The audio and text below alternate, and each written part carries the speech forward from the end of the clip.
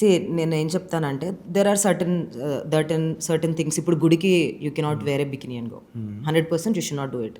There is certain things, certain places, అది ఆ awareness ఉంటుంది యూనో ఉమెన్కైనా. You have never seen a women wearing inappropriate dresses to temple. And కొంతమంది ఉంటారేమో, I'm not telling 100% crowd గురించి నేను మాట్లాడలేదు, I'm only talking about the majority. But in జనరల్గా నువ్వు ఇలాంటి బట్టలు వేసుకోవాలి అని చెప్పడం నేను ఎలా బిలీవ్ చేస్తానో, I'm only talking about my perspective. అదే మీకు ఇందాక చెప్పినట్టు we're all born different.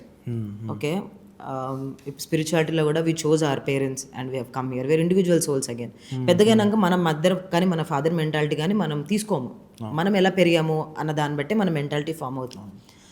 So నా దృష్టిలో ఏంటంటే women are not born for men, men are not born for women.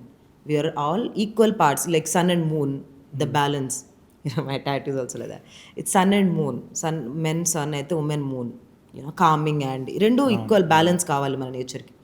So ఆ నేచర్ బ్యాలెన్స్ కావాలన్నప్పుడు ఇద్దరిని ఇండివిజువల్స్గా యాక్సెప్ట్ చేయాలి. లైక్ నువ్వు ఉమెన్వి, నువ్వు మ్యాన్వి, నీ మెంటాలిటీ ఇలా, నా మెంటాలిటీ ఇలా, సో మన ఇద్దరం ఇలా ఉన్నాము అని. కానీ ఎవరు వచ్చి నువ్వు ఇలా వేసుకో, అలా వేసుకో అని చెప్పకూడదు. బికాజ్ మేము చెప్పం కదా మెన్కి. ఎందుకు మెన్ వచ్చి చెప్తారు ఇలా వేసుకో, అలా వేసుకో అని చెప్పి? నాకు అర్థం కాదు ఈ కాన్సెప్ట్.